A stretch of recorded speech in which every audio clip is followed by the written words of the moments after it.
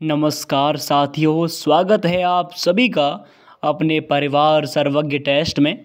और आज की क्लास अत्यंत महत्वपूर्ण रहने वाली है एसएससी जीडी एग्ज़ाम के लिए, जो कि आपके कल से स्टार्ट होने वाले हैं।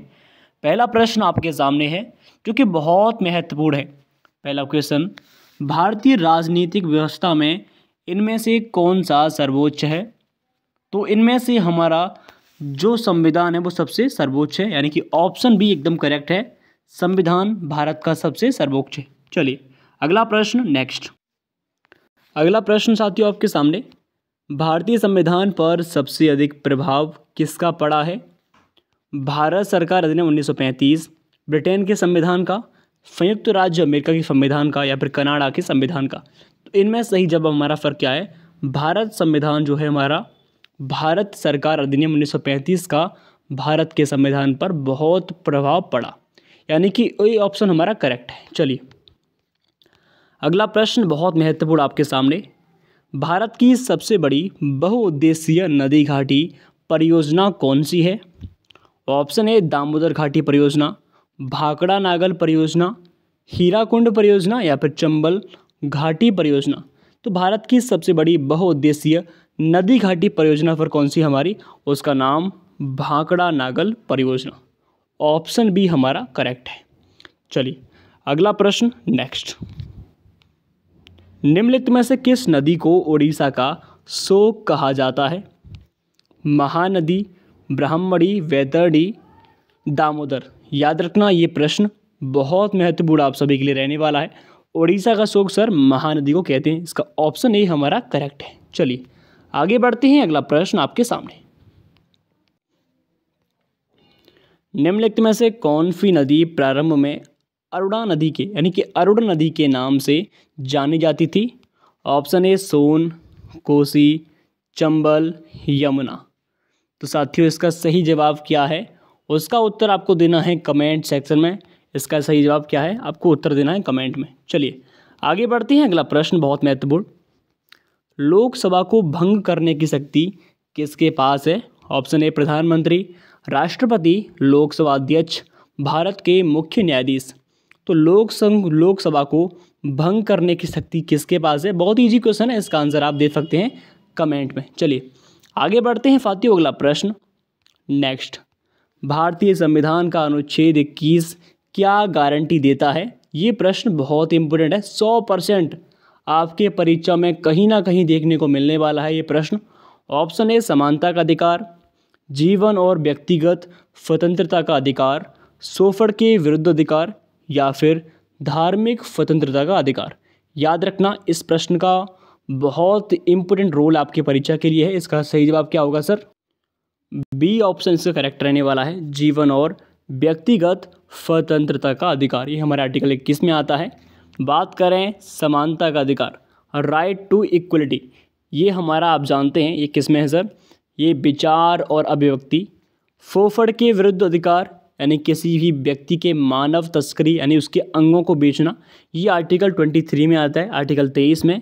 और वहीं पर धार्मिक स्वतंत्रता का अधिकार अनुच्छेद 25 में आता है। चलिए आगे बढ़ते हैं साथियों। अगला प्रश्न, भारतीय संविधान के जनक के रूप में किसे जाना जाता है? ये प्रश्न भी बहुत महत्वपूर्ण है। Option A Mahatma Gandhi, Jawaharlal Nehru? चलिए ये प्रश्न बहुत ईजी है, तो इसका ऑप्शन सी हमारा करेक्ट है, डॉक्टर भीमराव अंबेडकर भारत संविधान के जनक है। और इन्होंने ही आर्टिकल 32 को, यानी कि अनुच्छेद 32 को संविधान की आत्मा कहा था। चलिए अगला प्रश्न, हाल ही में राष्ट्रीय किसान दिवस कब मनाया गया था? 21 दिसंबर, 22, 23, 24? तो राष्ट्रीय किसान दिवस कब मनाया गया सर? ये हमारा 23 दिसंबर को राष्ट्रीय किसान दिवस। चलिए अगला प्रश्न नेक्स्ट आपके सामने, सर्वोच्च न्यायालय में प्रथम महिला न्यायाधीश कौन थी? तो सुप्रीम कोर्ट में सबसे पहली महिला जज कौन बनी थी? Uma Bharti, option B Sushmita Sen, M Fatima Beevi, Karnam Malleswari? तो पहली महिला जज तो थी, उनका नाम था एम फातिमा बीवी। इनका भी नाम आपको याद रखना है। चलिए अगला प्रश्न, भारत का सबसे बड़ा राज्य? हर कोई इसका जवाब दे सकता है, लेकिन यहाँ पर ये क्लियर नहीं है कि यहाँ पर जनसंख्या की दृष्टि से पूछ रहा है या फिर क्षेत्रफल की दृष्टि से। अगर आपसे पूछता है कि क्षेत्रफल की दृष्टि से कौन है सर, वो राजस्थान है, और जनसंख्या की दृष्टि से कौन है सर, वो उत्तर प्रदेश है। यानी पॉपुलेशन के हिसाब से उत्तर प्रदेश होगा, और क्षेत्रफल यानी कि एरिया के बेस पर हमारा राजस्थान होगा। ठीक है, चलिए आगे बढ़ते हैं। अगला प्रश्न, दिसंबर 2024 में तीसरी बार महाराष्ट्र के मुख्यमंत्री कौन बने हैं?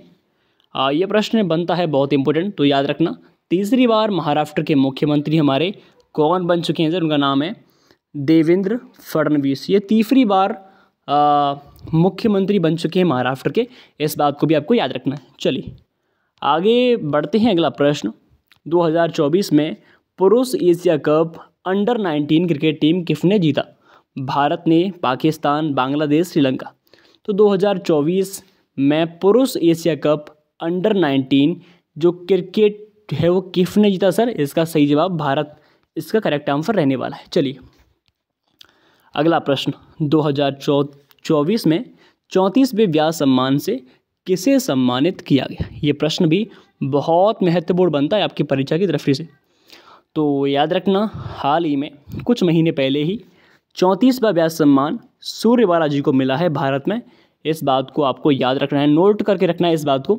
इस प्रश्न के आने की संभावना बहुत बनती है, क्योंकि हर साल व्यास सम्मान मिलता है और हर परीक्षा में पूछा जाता है। चलिए आगे बढ़ते हैं। अगला प्रश्न, 12 दिसंबर 2024 को सबसे कम उम्र का विश्व शतरंज चैंपियन कौन बना है?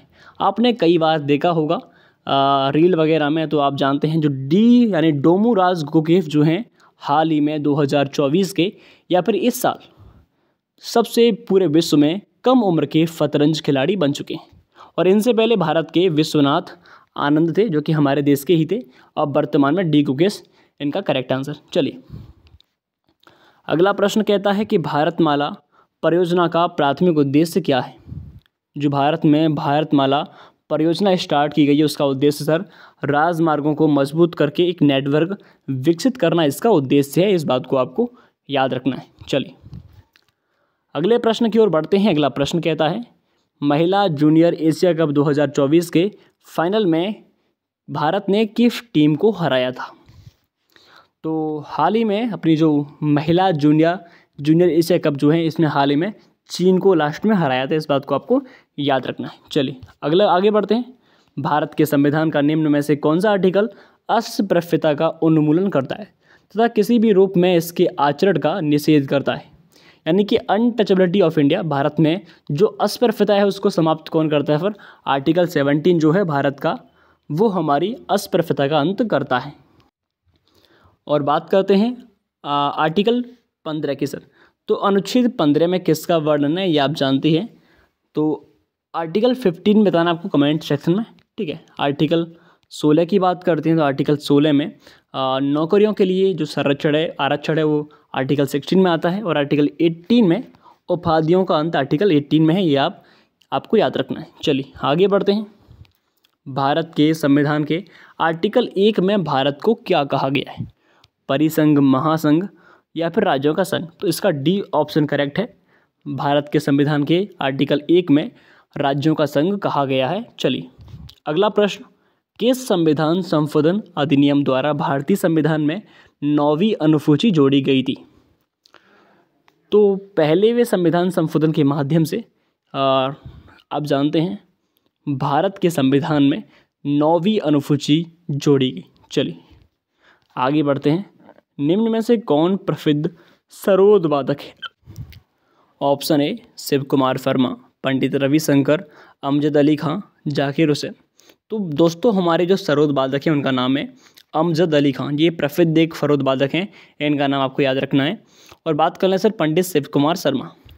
पंडित रविशंकर की बात करते हैं, ये एक हमारे फेमस सितार वादक हैं। कौन है सर? ये हमारे सितार वादक। चलिए जाकिर हुसैन की बात करें सर, जाकिर हुसैन जो है हमारे एक तबला वादक हैं, जाकिर हुसैन। ठीक है, इनका नाम आपको याद रखना है। चलिए अगला प्रश्न कहता है कि हरिप्रसाद चौरसिया, जो हमारे हरिप्रसाद चौरसिया हैं, इन्होंने किस क्षेत्र में प्रसिद्धि अर्जित की है?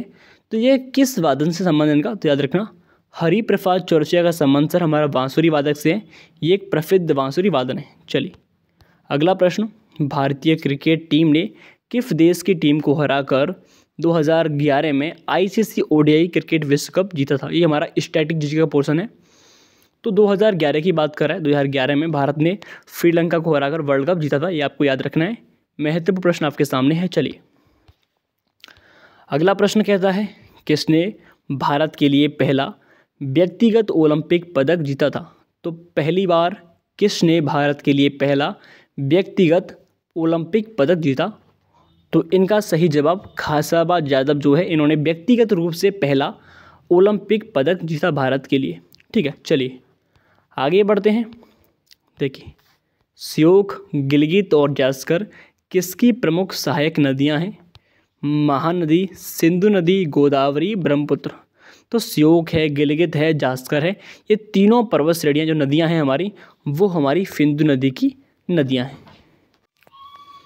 चलिए आगे बढ़ते हैं। अगला प्रश्न नेक्स्ट, किस नदी को बंगाल का शोक कहते हैं? हाल ही में हमने पढ़ा था सर कि उड़ीसा का शोक किसे कहते हैं, वो कहते थे महानदी को। लेकिन इसमें कह रहा है कि बंगाल का शोक किसे कहते हैं, तो सर इसमें हमारी जो दामोदर नदी है इसको बंगाल का शोक कहते हैं। चलिए अगर आपसे पूछ ले बिहार का शोक, सर बिहार का शोक हमारा कोसी, बिहार का शोक कोसी, बंगाल का शोक हमारा दामोदर और उड़ीसा का महानदी। इन चीज़ों को आपको याद रखना है। चलिए अगला प्रश्न, त्र्यंबकेश्वर निम्नलिखित में से किस नदी का उद्गम स्थल है? तो दोस्तों जो त्र्यंबकेश्वर है जो है वो कहाँ का, वो हमारी गोदावरी नदी का उद्गम स्थल है।